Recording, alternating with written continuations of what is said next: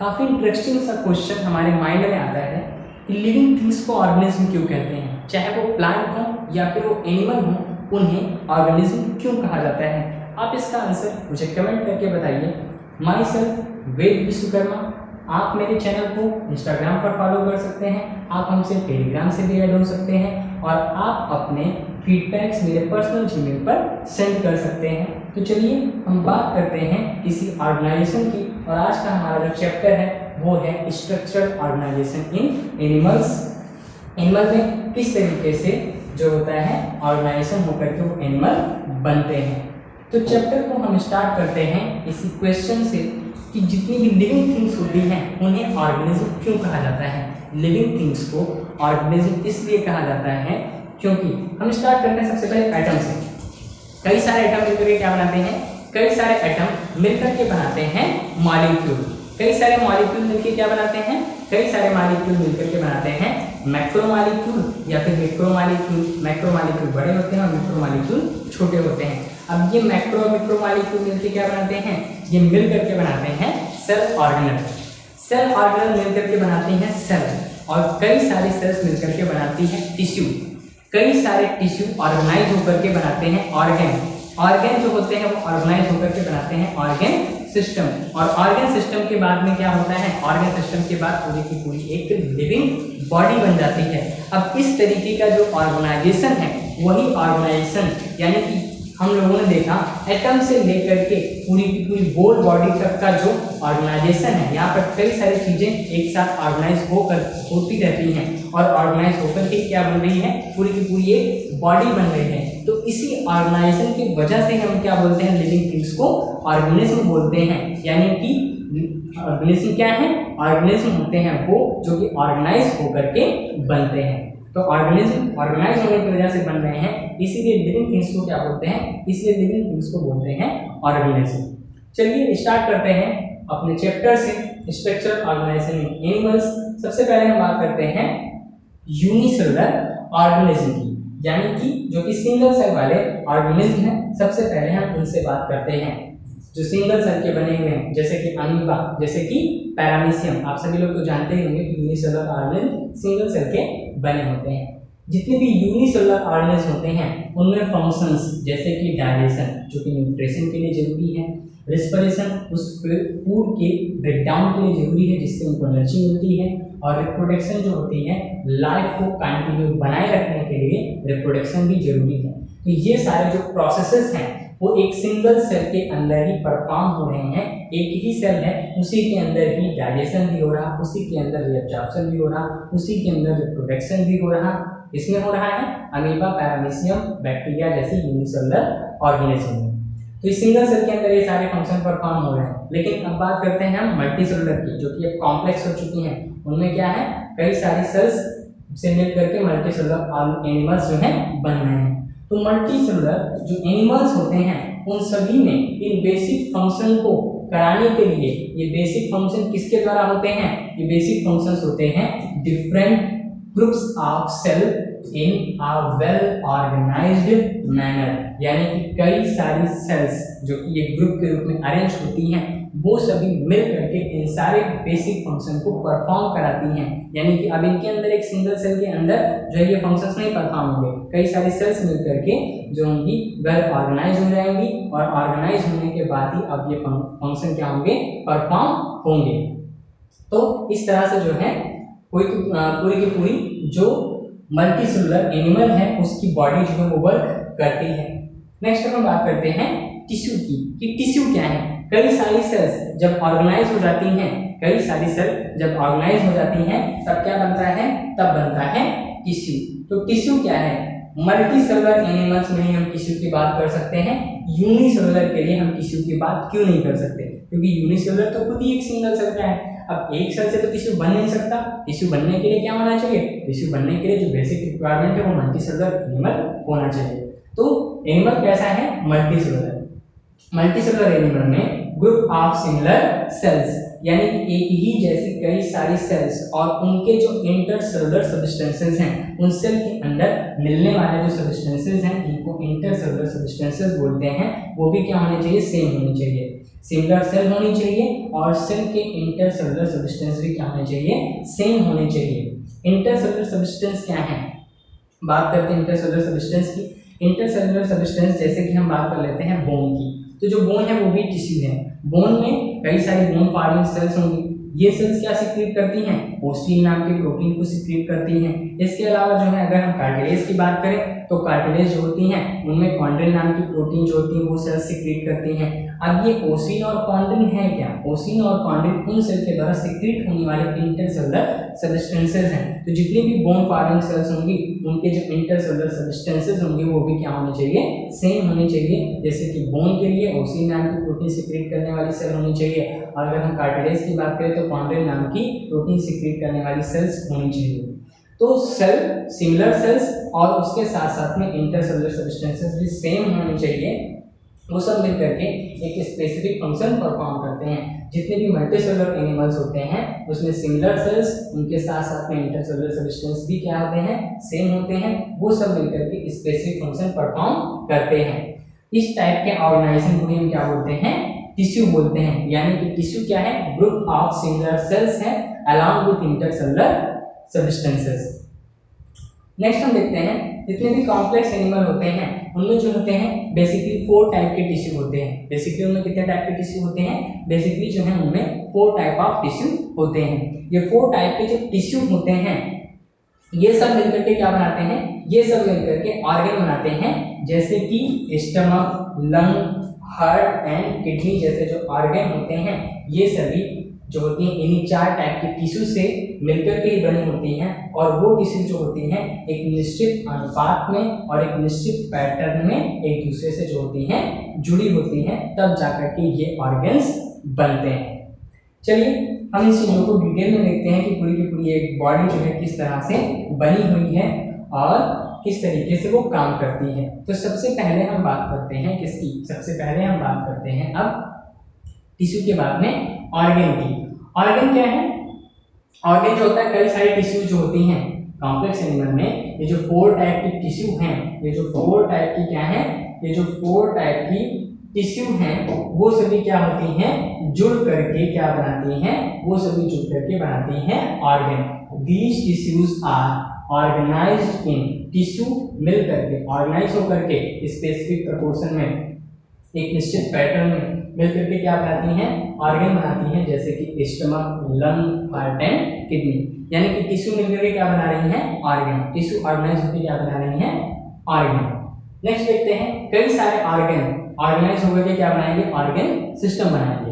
When 2 or more organs perform a common function by their physical and chemical interaction, यानी कि कई सारे organ एक दूसरे से जुड़े हुए हैं और वो मिल करके एक साथ मिल करके, कैसे मिल करके, फिजिकल एंड केमिकल इंटरेक्शन के थ्रू एक साथ मिल करके क्या बनाते हैं, एक साथ मिल करके कार्य करते हैं और बनाते हैं ऑर्गन सिस्टम। जैसे कि हम बात करें डाइजेस्टिव सिस्टम की और हम बात करें रेस्पिरेटरी सिस्टम की, तो डाइजेस्टिव सिस्टम में भी कई सारे ऑर्गन्स हैं, जैसे कि लीवर हो गया, वो भी डाइजेस्टिव सिस्टम का पार्ट है। सैलिवरी ग्लैंड, ये भी जो है डाइजेस्टिव सिस्टम का पार्ट है। पूरा का पूरा एलिमेंट्री कैनाल, वो भी डाइजेस्टिव सिस्टम का पार्ट है। तो ये सभी मिलकर क्या बना रहे हैं, ये सभी मिलकर के बना रहे हैं डाइजेस्टिव सिस्टम। रेस्पिरेटरी सिस्टम की बात करें तो ट्रैकिया हो गया, लंग्स हो गई, ये सभी मिलकर के क्या बना रहे हैं, ये सभी मिलकर के रेस्पिरेटरी सिस्टम बना रहे हैं। अब रेस्पिरेटरी सिस्टम के साथ साथ में पंपिंग ऑर्गन हार्ट को तो जुड़ा है, हार्ट ही तो ब्लड को पंप करेगा, तभी वो जो है कहाँ पहुंचेंगी, लंग्स में पहुंचेंगी और वहां पर क्या हो पाएगा, ऑक्सीजन उस ब्लड में मिक्स हो पाएगी, ब्लड का ऑक्सीजनेशन हो पाएगा। तो कई सारे ऑर्गन एक साथ मिलकर के क्या बनाते हैं, ऑर्गन सिस्टम बनाते हैं। और जब यही सारे ऑर्गन सिस्टम मिल जाते हैं तो ऑर्गन सिस्टम मिलकर के बना देते हैं पूरी की पूरी एक बॉडी। तो बॉडी कैसे बनी, सेल, सेल से मिलकर के बनी टिश्यू, टिश्यू से मिलकर के बने ऑर्गन, ऑर्गन से मिलकर बना organ system. Split up the work in a way, सब मिलकर के क्या बनाते हैं, एक निश्चित वे में वर्क करते हैं। एंड एग्जिबिट, क्या एग्जिबिट करते हैं, एग्जिबिट डिवीजन ऑफ लेबर, यानी कि हर एक सेल का डिफरेंट डिफरेंट टाइप के सेल का काम अलग है, डिफरेंट डिफरेंट टिश्यू का काम अलग है, ऑर्गन का वर्क अलग है, यानी कि इन सभी में क्या है, डिवीजन ऑफ लेबर है, इन सभी का कार्य जो है बटा हुआ है, लेकिन सभी मिल करके एक साथ एक ही डायरेक्शन में काम कर रहे हैं, बॉडी को लिविंग रखने का काम कर रहे हैं, कंट्रीब्यूट करते हैं किसके लिए, सर्वाइवल ऑफ द बॉडी के लिए, पूरी की पूरी बॉडी के सर्वाइवल के लिए। ये सभी जो होते हैं भले डिफरेंट डिफरेंट वर्क करते हैं बट एक साथ मिलकर के ही काम करते हैं, तब जाकर के पूरी की पूरी बॉडी का सर्वाइवल जो है वो क्या हो पाता है, संभव हो पाता है। तो इस तरीके से हम लोगों ने जाना कि किसी भी ऑर्गेनिज्म, किसी भी लिविंग थिंग को हम ऑर्गेनिज्म क्यों बोलते हैं, क्योंकि ये जो होता है, जो ऑर्गेनिज्म होता है वो ऑर्गेनाइज होकर के ही बनता है। चलिए अब हम जो टिश्यू को डिटेल में पढ़ते हैं कि जो टिश्यू है वो है क्या, और टिश्यू के बारे में जानते हैं कि कितने टाइप के टिश्यूज होते हैं। तो सबसे पहले हम बात करते हैं टिश्यू की। जो टिश्यू होते हैं, टिश्यू का स्टडी हम जिस साइंस के अंतर्गत करते हैं उसको क्या बोलते हैं, उसको बोलते हैं हिस्टोलॉजी। टिश्यू की स्टडी को हम क्या बोलते हैं, हिस्टोलॉजी बोलते हैं। आप लोग याद रखिएगा इस चीज को, टिश्यू की स्टडी को क्या बोलते हैं, टिश्यू की स्टडी को बोलते हैं हिस्टोलॉजी। हमें बात करना है आज के चैप्टर में किसकी, आज के चैप्टर में हमें बात करना है एनिमल टिश्यू की। एनिमल टिश्यू जो होते हैं है क्या, वो सेम वही चीजें, structure, the structure of cell are vary according to their function. हर एक सेल का जो स्ट्रक्चर होता है वो उनके वर्क के ऊपर डिपेंड करता है, अगर फंक्शन दूसरा है तो उनका स्ट्रक्चर भी दूसरा होगा। Therefore the tissue are different, यानी कि डिफरेंट डिफरेंट सेल्स हैं अगर वो ऑर्गेनाइज होंगी, ठीक है, एक ही टाइप की जो है सेल वो ऑर्गेनाइज हुई तो एक टाइप का टिश्यू बना, डिफरेंट फंक्शन करने वाली सेल ऑर्गेनाइज हुई तो डिफरेंट टाइप का टिश्यू बना। तो क्या होता है, टिश्यू में जो होती है डिफरेंट टाइप की टिश्यूज मिलकर के क्या बनाती हैं, डिफरेंट टाइप की सेल्स मिलकर के डिफरेंट डिफरेंट टिश्यूज बनाती हैं। और अगर हम टिश्यू को क्लासिफाई करें तो हम एनिमल टिश्यू को बेसिकली 4 टाइप में क्लासिफाई कर सकते हैं।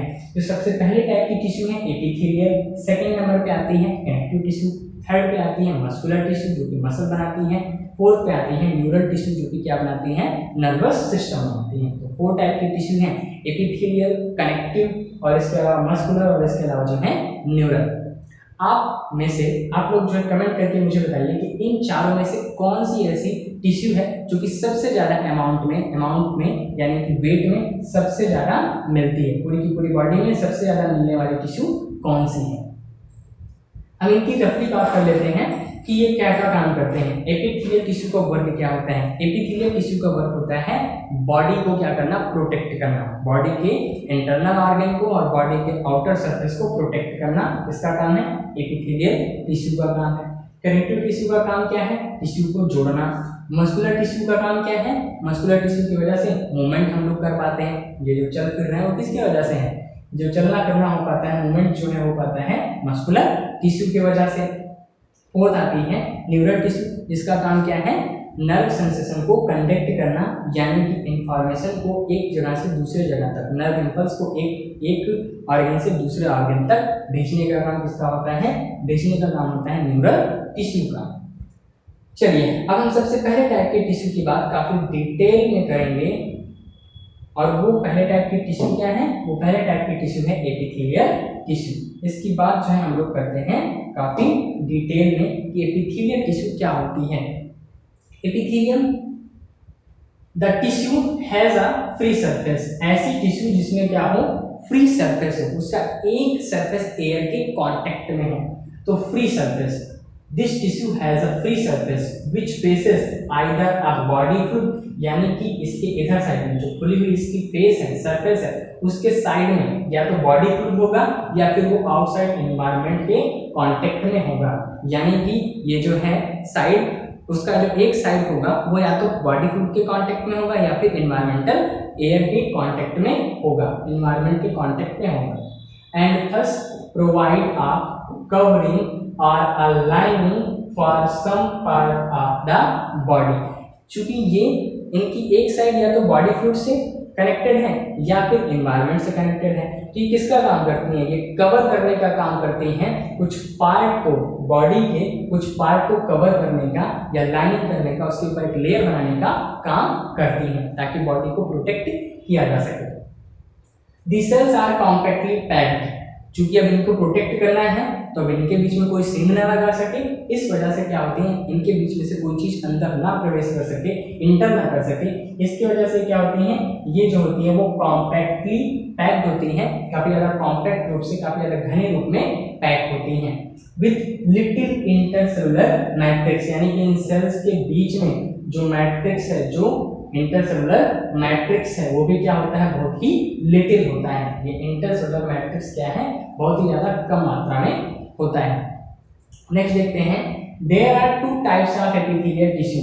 यहाँ पर दो टाइप की जो है एपिथेलियल टिश्यू हैं। कौन कौन सी? एक तो सिंपल, जो कि सीधी सी बात है, नाम से ही सिंपल होंगी, और दूसरी कंपाउंड, यानी कि कई सारे एपिथेलियल टिश्यू मिक्स हो सकते हैं, या फिर वो जो होते हैं लेयर के रूप में हो सकते हैं। यहाँ पे आप ब्यूटीफुल सा डायग्राम देख सकते हैं एपिथेलियल टिश्यू का। ये जो है सिंपल क्यूबाइडल है, सिंपल स्क्वाइमस है, इसके अलावा जो है क्या है, ये जो है सिंपल कॉलमनर है, और ये कैसी है, स्ट्रेटिफाइड स्क्वाइमस, यानी कि कई सारी जो ये स्क्वाइमस एपिथेलियम है, तो कई सारी सेल्स एक दूसरे के ऊपर क्या है, लेयर के रूप में प्रेजेंट है। चलिए अब हम बात करते हैं इन टिश्यूज की डिटेल में बात करते हैं।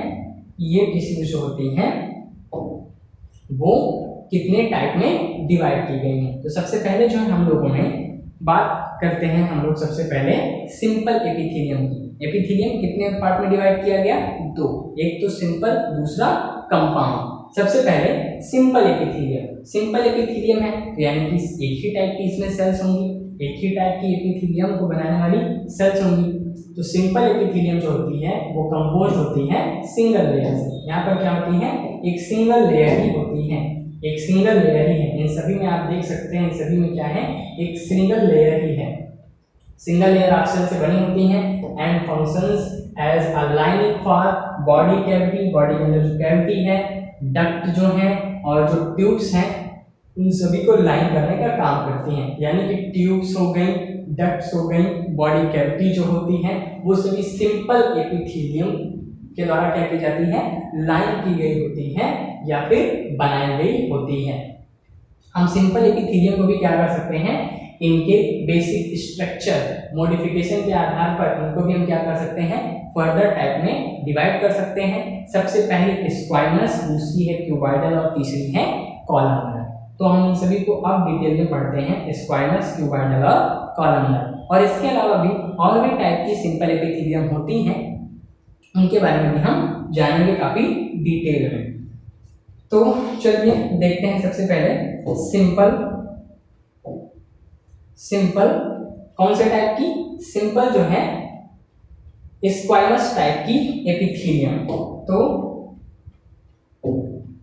आप लोग यहाँ पर काफी ब्यूटीफुल से डायग्राम देख सकते हैं, कौन सी सेल के, स्क्वाइमस एपिथेलियम सेल के जो है ब्यूटीफुल डायग्राम देख सकते हैं। ये एक जो है माइक्रोस्कोप के थ्रू लिया गया जो है, एक माइक्रोस्कोप के थ्रू देखा गया है, इसको स्क्वाइमस एपिथेलियम का एक डायग्राम है। ये भी जो स्क्वाइमस एपिथेलियम है, और यहाँ पर जो है स्क्वाइमस एपिथेलियम प्रेजेंट कहाँ पर है, उनको दिखाया गया है। तो चलिए स्क्वाइमस एपिथेलियम की बात करते हैं। जो स्क्वाइमस एपिथेलियम होती है, इसको पहचानेंगे कैसे? इसको पहचान सकते हैं, ये बिल्कुल टाइल्स लाइक इनका अरेंजमेंट होता है। जैसे घरों में टाइल्स लगाई गई होती हैं एक दूसरे के साथ में, मतलब इस तरीके से बिछाई गई होती हैं कि उनके बीच में काफी कम गैपिंग हो, तो उसी टाइप की ही ये भी होती हैं, स्क्वाइमस एपिथेलियम भी होती हैं। स्क्वाइमस epithelium is made up of single thin layer. ये पतली लेयर होती है, सिंगल लेयर होती है, जो कि फ्लैट सेल की बनी होती है। यानी कि स्क्वाइमस एपिथेलियम में सारी सेल्स कैसी हैं, फ्लैट हैं, उनका एक सिंगल लेयर मिलकर के स्क्वाइमस एपिथेलियम बनाता है। क्या बनाता है, मिलकर के जो है क्या बनाता है, एक सिंगल लेयर बनाता है। और इनकी बाउंड्रीज कैसी होती हैं, इनकी जो बाउंड्रीज होती हैं वो इरेगुलर होती हैं। यानी कि इनका जो अरेंजमेंट होता है वो काफी कैसा होता है, इरेगुलर होता है। कुछ इस तरह से जो होती हैं वो टाइल्स लाइक जो होती हैं ये अरेंज होती हैं। तो इनकी बाउंड्री कैसी है, इनकी बाउंड्री जो है इरेगुलर है, कुछ फिक्स नहीं है इनकी बाउंड्रीज, इसीलिए इसको स्क्वाइमस बोल रहे हैं। दे आर फाउंड, अभी मिलेंगी कहाँ पे, चूंकि इनकी बाउंड्री इरेगुलर है और फिर भी ये कॉम्पैक्टली पैक्ड है, तो इनका काम क्या है, इनका काम बहुत ही कम जो है डिफ्यूजन बाउंड्री बनाना। मतलब इनका काम क्या है, डिफ्यूजन बाउंड्री बनाना, ताकि इनकी गैपिंग्स के बीच में से होकर के क्या हो सके, जो सब्सटेंसेस हैं वो लीक हो सके। ये सब्सटेंसेस को एक साइड से दूसरे साइड की तरफ जाने देती हैं, लेकिन कुछ ही सब्सटेंस को जाने देंगी, बाकी सारे सब्सटेंस को ये रोक देती हैं। तो दे आर फाउंड इन, कहाँ पर मिलती हैं ये, ब्लड वेसल में मिलती हैं, और इसके अलावा जो है एयर सैक्स ऑफ लंग्स में मिलती हैं। और इनका काम क्या होता है, ये इन्वॉल्व होती हैं इसमें, ऐसे फंक्शन में जो कि डिफ्यूजन करने का काम करते हैं, जो कि डिफ्यूजन बाउंड्री बनाते हैं। चलिए समझते हैं इस चीज को इस डायग्राम से। यहाँ पर जो है इसका स्ट्रक्चर दिखाया गया है, यहाँ पर एक जो है ब्लड वेसल का स्ट्रक्चर है, ये एक ब्लड वेसल है, जो कि इसमें क्या दिखाई गई है, कई सारी स्क्वायमस एपिथेलियम सेल्स दिखाई गई हैं। अब ये जो स्क्वायमस एपिथेलियम है, जब इसको और डिटेल में इस तरीके से देखा जाएगा माइक्रोस्कोप में, तो माइक्रोस्कोप में ये कुछ इस तरह से दिखाई पड़ती हैं, और इनका अगर हम डायग्रामेटिक रिप्रेजेंटेशन देखें तो ये जो है कई सारी टाइल्स लाइक सेल्स एक दूसरे से जुड़ी हुई हैं, और इनके बीच में बहुत ही कम गैपिंग है, बट जो गैपिंग है वो डिफ्यूजन बाउंड्री बनाने का काम कर रही है। और इनके बीच में इन सेल्स का न्यूक्लियस दिखाया गया है। इनके जस्ट नीचे क्या है, इनके जस्ट नीचे जो होती है बेसमेंट मेम्ब्रेन है, जो कि इनको जोड़े रखने का काम करती है। तो अब इसी लेयर के इस साइड और इस साइड क्या हो सकता है, डिफ्यूजन हो सकता है। तो ये कहाँ पर इन्वॉल्व है, ये डिफ्यूजन बाउंड्री, जहाँ पर डिफ्यूजन का वर्क होता है वहां पर ये जो है स्क्वायमस एपिथेलियम इन्वॉल्व होती है। जैसे कि कहाँ पर, जैसे कि एयर सैक्स ऑफ लंग्स में और वॉल्स ऑफ ब्लड वेसल्स। जो कैपिलरीज होती हैं, इन कैपिलरीज से होकर के ही गैसें क्या हो सकती हैं, डिफ्यूज हो सकती हैं। जो गैसें होती हैं वो जो ऑर्गन्स हैं उन ऑर्गन्स को मिल सकती हैं, उन सेल्स को मिल सकती हैं। तो कैपिलरीज जो होती है किसकी बनी है, कैपिलरीज जो होती हैं वो जो है स्क्वायमस एपिथेलियम की बनी हुई हैं। अब इन्हीं के बीच में जो गैपिंग्स हैं, इन्हीं के बीच में जो गैपिंग्स हैं, इन्हीं गैपिंग से होकर के क्या होती हैं, गैसें डिफ्यूज हो सकती हैं। इसके अलावा जो है हम बात करते हैं एयर सैक्स ऑफ लंग्स की। लंग्स में जो एल्वियोलाई होते हैं, जिनको कि एयर सैक बोला जाता है, वहां पर भी क्या होता है, वहां पर भी जो होता है CO2 जो होता है वो जाता है एनवायरनमेंट में, और एनवायरनमेंट से O2 जो है अंदर की तरफ आता है। तो यहाँ पर जो सेल्स होती हैं वो क्या होती हैं, स्क्वायमस एपिथेलियम होती हैं, जो कि क्लोज होकर के क्या बना लेती हैं, एक एल्वियोलाई बनाती हैं, कुछ इस तरीके का स्ट्रक्चर बनाती हैं, जिससे होकर के क्या होता है, जिससे होकर के गैस का एक्सचेंजमेंट जो है हो पाता है। तो आप लोगों ने जो है स्क्वायमस एपिथेलियम को समझ लिया होगा। ये प्रेजेंट कहाँ पे होती हैं, इंपॉर्टेंट ये है, ये प्रेजेंट होती हैं ब्लड वेसल में, वॉल ऑफ ब्लड वेसल में, और एयर सैक्स ऑफ लंग्स में। ये एग्जांपल्स जो है आप लोग याद रखिएगा। अब स्क्वायमस एपिथेलियम के बाद में हम बात करते हैं दूसरे टाइप की एपिथेलियम की, सिंपल एपिथेलियम की, जो कि कौन सी है, जो कि क्यूबॉइडल एपिथेलियम है। कौन सी एपिथेलियम है, क्यूबॉइडल एपिथेलियम है। और इस बार के नीट एग्जाम में 2020 में इसमें से एक क्वेश्चन जो है पूछा गया था, जिसका आंसर जो होता है काफी लोगों ने जो है गलत किया हुआ। तो चलिए उस आंसर को भी हम लोग देखेंगे। बात करते हैं क्यूबॉइडल एपिथेलियम की। तो क्यूबॉइडल एपिथेलियम कैसी होंगी, क्यूबॉइडल यानी कि क्यूब की बनी होंगी, क्यूब जैसी सेल्स की बनी होंगी ये। तो क्यूबॉइडल एपिथेलियम कंपोज होती हैं single layer of cube like cell से। क्यूब को बनाने वाली, जैसे क्यूब के शेप की कई सारी सेल्स एक सिंगल लेयर में जुड़ करके बनाते हैं क्यूबॉइडल एपिथेलियम। अच्छा, अब इनका काम क्या होगा, क्योंकि ये सेल्स मोटी होती हैं तो ये मिलती हैं इन डक्ट ऑफ ग्लैंड। जो ग्लैंड्स होती हैं उनको, उनका जो सिक्रीट करते हैं वो सब्सटेंसेस को, वो डक्ट्स के थ्रू दूसरे ऑर्गन तक पहुंचता है। तो डक्ट्स जो होती हैं, डक्ट को बनाने का काम क्यूबॉइडल एपिथेलियम का है। प्रेजेंट कहाँ पे है, डक्ट ऑफ ग्लैंड में प्रेजेंट है, and tubular part of nephron in kidney. जो किडनी होती हैं, किडनी का जो स्ट्रक्चरल यूनिट होता है, फंक्शनल एंड स्ट्रक्चरल यूनिट होता है, वो होते हैं नेफ्रॉन्स। नेफ्रॉन्स का जो ट्यूबुलर पार्ट होता है, ट्यूबुलर पार्ट मतलब कौन कौन सा, TCT हो गया, हेनरी लूप हो गया, और इसके अलावा जो है DCT हो गया, कलेक्टिंग डक्ट हो गया। तो ये सभी ट्यूबुलर पार्ट होते हैं। ट्यूबुलर पार्ट में TCT, DCT और इसके अलावा हेनरी लूप आता है। ये सभी में ये जो बने होते हैं, किसके बने होते हैं, ये जो डक्ट्स होते हैं ये बने होते हैं किसके, क्यूबॉइडल एपिथेलियम के। And its main function are secretion and absorption. और इनका मेन काम क्या होता है, इनका मेन काम होता है सिक्रीशन एंड एब्जॉर्प्शन। लेकिन ये इंटेस्टाइन में नहीं प्रेजेंट होते, बल्कि कहाँ प्रेजेंट है, ये प्रेजेंट है नेफ्रॉन के अंदर। क्योंकि नेफ्रॉन में काफी ज्यादा चीजों का रिऑब्जर्प्शन होना है, काफ़ी सारी चीज़ों का एब्जॉर्प्शन होना है, काफ़ी सारी चीज़ें जो होती हैं उस यूरिन में सिक्रीट होती हैं। किसके अंदर सिक्रीट होती हैं? जो नेफ्रॉन का ट्यूबुलर पार्ट होता है उसके अंदर, यानी कि उनसे कुछ चीज़ों को एब्जॉर्ब किया जाएगा और कुछ चीज़ें उसके अंदर यूरिन में भेज दी जाएंगी। तो ट्यूबुलर पार्ट में जो होती हैं, ट्यूबुलर पार्ट बना होता है किसका? क्यूबॉइडल एपिथेलियम का। अगर ये ज़्यादा मोटी हो जाएगी तो ज़्यादा मोटी होने पर ये एब्जॉर्प्शन या फिर सिक्रीशन जो होता है उसको प्रभावित कर सकता है। इस वजह से यहाँ पर क्यूबॉइडल एपिथेलियम ही प्रेजेंट है। और इसी के ऊपर क्वेश्चन आया था कि the epithelium of proximal convoluted tubule, यानी कि नेफ्रॉन जो होता है, ऐसा कुछ स्ट्रक्चर होता है एक नेफ्रॉन का। ये जो नेफ्रॉन का स्ट्रक्चर होता है, ये नेफ्रॉन जो होता है इसका ये वाला पोर्शन क्या कहलाता है? ये वाला पोर्शन कहलाता है पीसीटी। तो प्रॉक्सिमल कन्वोल्यूटेड ट्यूब्यूल जो होता है, किडनी में जो नेफ्रॉन्स हैं उनका जो पीसीटी होता है उसमें किस टाइप की सेल्स होती हैं? उसमें जो होती हैं क्यूबॉइडल एपिथेलियम होती हैं, लेकिन उनमें क्या होते हैं? छोटे छोटे उंगली के जैसे, ठीक है, फिंगर लाइक प्रोजेक्शंस निकले होते हैं। इन्हीं को क्या बोलते हैं? माइक्रोविलाई बोलते हैं। माइक्रोविलाई हमारे इंटेस्टाइन में है, बट वो क्यूबॉइडल नहीं बल्कि किसकी है? कॉलमनर एपिथेलियम की है। बट अगर हम क्यूबॉइडल की बात कर रहे हैं, क्यूबॉइडल एपिथेलियम जिसमें कि माइक्रोविलाई प्रेजेंट है, तो वो प्रेजेंट होते हैं कहाँ पर? नेफ्रॉन के पीसीटी में प्रेजेंट होते हैं। और यही क्वेश्चन आया था इस बार के नीट एग्जाम में। तो आप लोग इस चीज को ध्यान रखिएगा कि नेफ्रॉन में कौन सी जो होती है एपिथेलियम प्रेजेंट है, तो वहाँ पर क्यूबॉइडल एपिथेलियम प्रेजेंट है जिसमें कि क्या प्रेजेंट है? माइक्रोविलाई प्रेजेंट है। चलिए नेक्स्ट हम उनका डायग्राम देख लेते हैं। ये कैसा डायग्राम है? ये माइक्रोस्कोप के थ्रू देखा गया एक डायग्राम है किसका? क्यूबॉइडल एपिथेलियम का। यहाँ पर आप देख सकते हैं ये जितनी भी सेल्स हैं ये सभी ट्यूब के जैसी हैं। ये सारी सेल्स कैसी हैं? ये सारी सेल्स जो हैं वो ट्यूब के जैसी हैं। ये किसी एक ग्लैंड के डक्ट को दिखाया गया है। ये डक्ट है और ये क्या है? ये सभी जो है ट्यूब लाइक सेल्स है जिसके अंदर न्यूक्लियस को दिखाया गया है। अगर इसका डायग्रामेटिक रिप्रेजेंटेशन किया जाए तो सिंपल क्यूबॉइडल सेल कुछ इस तरीके से दिखाई पड़ती है। ये सब सिंपल क्यूबॉइडल सेल है, इनका न्यूक्लियस भी दिखाया गया है। और ये किसके ऊपर लगी होती हैं? ये लगी होती हैं किसके ऊपर? बेसमेंट मेम्ब्रेन के ऊपर लगी होती हैं। और इनके नीचे क्या है? इनके नीचे है कनेक्टिव टिश्यू। इनके नीचे क्या प्रेजेंट होता है? इनके नीचे प्रेजेंट होगा कनेक्टिव टिश्यू जो कि इनको जोड़े रखने का काम करेगा। तो हम लोगों ने क्यूबॉइडल एपिथेलियम को जो है पढ़ा। अब क्यूबॉइडल एपिथेलियम के बाद में थर्ड टाइप की सिंपल एपिथेलियम के बारे में पढ़ेंगे। तो थर्ड टाइप की जो सिंपल एपिथेलियम है उसको हम क्या बोलते हैं? कॉलमनर। इनकी शेप कैसी होती है? इनकी शेप होती है कॉलम के आकार की। ये लंबी लंबी खंबे के आकार की होती है, इसीलिए इनको कॉलमनर एपिथेलियम बोलते हैं। चलिए इनके बारे में हम डिटेल में जान लेते हैं।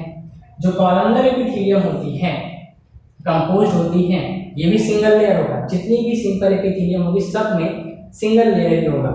सिंगल लेयर होती है किस सेल की बनी होती है? लंबी खंभे के आकार की स्लेंडर सेल्स की बनी होती हैं। Their nuclei are located at the base. और इनके न्यूक्लियस कहाँ होते हैं? इनके न्यूक्लियस नीचे होते हैं, बेस की तरफ होते हैं।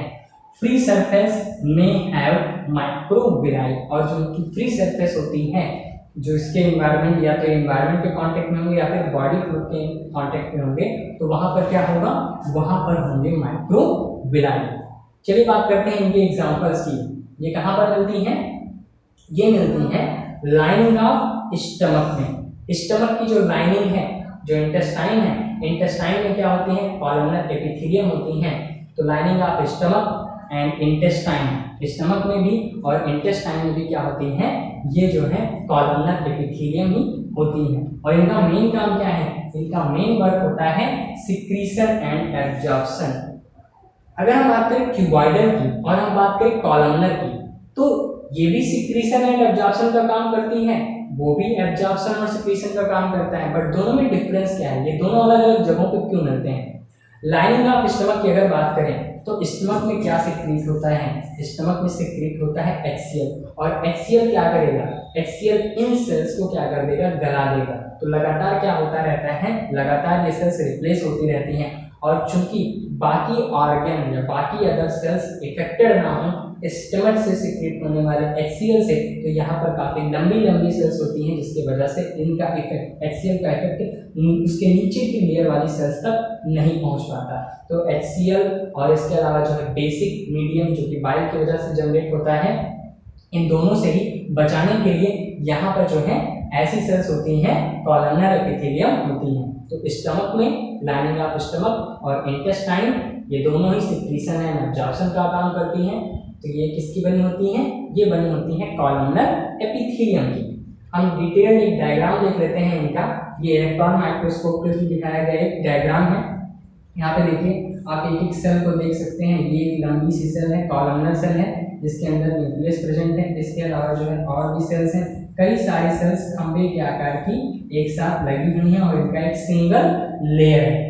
और वो किसके ऊपर लगी हुई हैं? जो कि लगी हुई है किसके ऊपर? बेसमेंट मेम्ब्रेन के ऊपर। और उसके जस्ट नीचे क्या है? उसके जस्ट नीचे जो है कनेक्टिव टिश्यू है। तो कनेक्टिव टिश्यू डिस्टर्ब ना हो इस वजह से इनकी लाइन, ये लाइन करती है स्टमक को और इंटेस्टाइन को। यहाँ पे आप लोगों ने जो है डायग्राम को देखा, ये एक माइक्रोस्कोप के अंदर डायग्राम है और ये जो है एक डिटेल्ड डायग्राम है। किसका? एक डिटेल्ड डायग्राम है कॉलमनर एपिथेलियम का। तो आज में हम लोगों ने सिंपल टाइप की जितनी भी एपिथेलियम थी, कौन कौन सी सिंपल टाइप की एपिथेलियम में जो है हम लोगों ने स्क्वाइमस, इसके अलावा क्यूबॉइडल और कॉलमनर एपिथेलियम के बारे में जाना। अब नेक्स्ट वीडियो में हम लोग क्या देखेंगे? नेक्स्ट वीडियो में हम लोग जानेंगे किसके बारे में? सिंपल एपिथेलियम के बारे में। और उसमें कुछ मॉडिफिकेशंस हो जाते हैं जिसकी वजह से डिफरेंट टाइप की सिंपल एपिथेलियम बनती हैं, उन टाइप्स के बारे में भी जानेंगे। तो आज की वीडियो में इतना ही। आप लोग वीडियो को शेयर करते रहिए अपने फ्रेंड्स तक। ऐसे ही इंटरेस्टिंग वीडियोस के साथ में हम लोग जो है स्टडी को कंटिन्यू करते रहेंगे। मिलते हैं हम नेक्स्ट वीडियो में।